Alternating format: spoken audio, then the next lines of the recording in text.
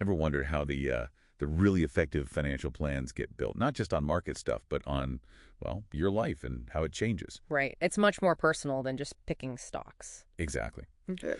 So today we're doing a deep dive. We're looking at how advisors craft those personalized blueprints, how they try to anticipate life's big shifts, and importantly, the ethics behind it all, building that trust with you. It's about creating a roadmap. Our mission, really, is to unpack the thinking behind comprehensive financial planning, the kind that's truly tailored for you. Yeah. So your financial journey, it's not static, is it?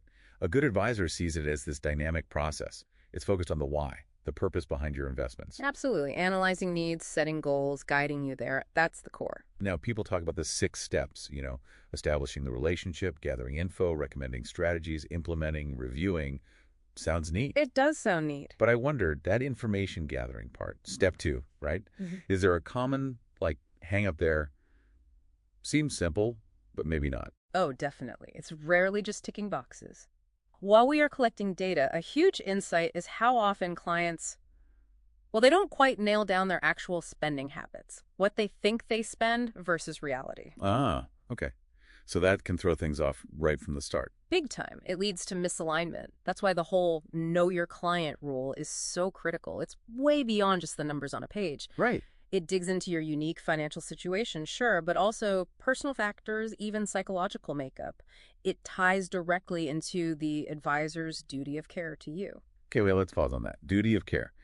How is that fundamentally different from just giving, say, suitable advice? Because that sounds like a key distinction for the listener. It's a huge difference. Suitability basically means a recommendation is, well, appropriate for your general circumstances. So, Duty of care, often tied to a fiduciary standard, means the advisor must act solely in your best interest. Period. Your needs above anyone else's, including their own or their firm's. it's a much higher bar. Much higher. So imagine recommending a fund just because it pays a higher commission, even if it's technically suitable for you, if there's a better, lower-cost option that truly serves your interests more effectively. Recommending the high commission one violates that duty of care. That makes perfect sense. Yeah. Got it. Okay, so moving on. Here's where I think it gets really interesting. Life stages and money. The life cycle idea. Yeah, the life cycle hypothesis. Yeah. It's this great framework, right?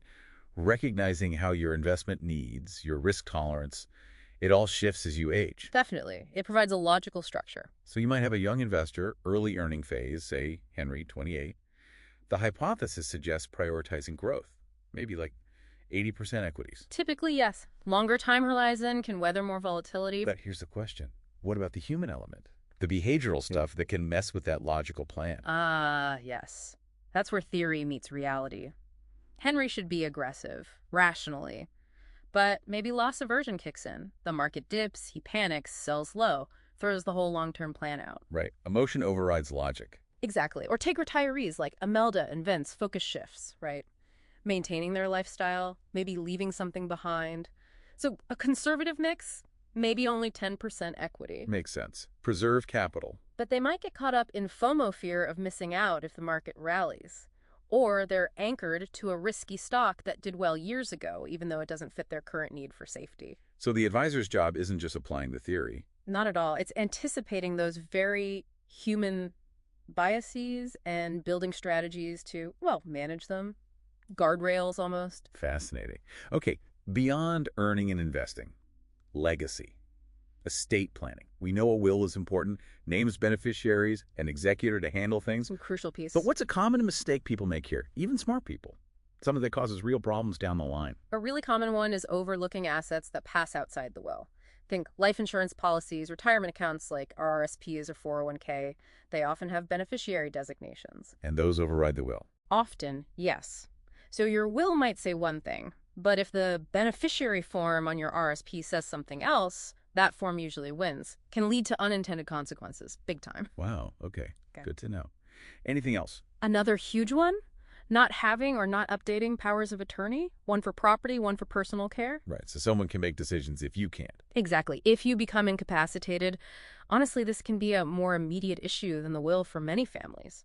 Without those POAs, your loved ones might face court delays just to pay your bills or make healthcare choices. It's messy. That sounds incredibly stressful.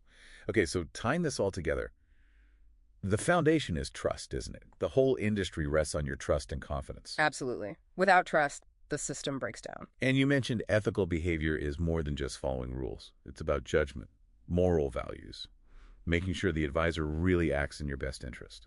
That's the heart of it. You mentioned integrity earlier as a core value. And it gets tested in subtle ways sometimes, maybe pressure to meet sales goals or finding a recommendation that's okay for the client but slightly better for the firm, a gray area, or even just avoiding a difficult conversation with a client about, say, unrealistic expectations. Real integrity means doing the right thing for the client always, even when it's tough or less profitable. Even when nobody's looking. Precisely. And that sits alongside duty of care, professionalism, compliance, confidentiality. These pillars create that trustworthy relationship. So let's wrap this up. What does this all mean for you, the listener? A solid financial plan isn't just a static report.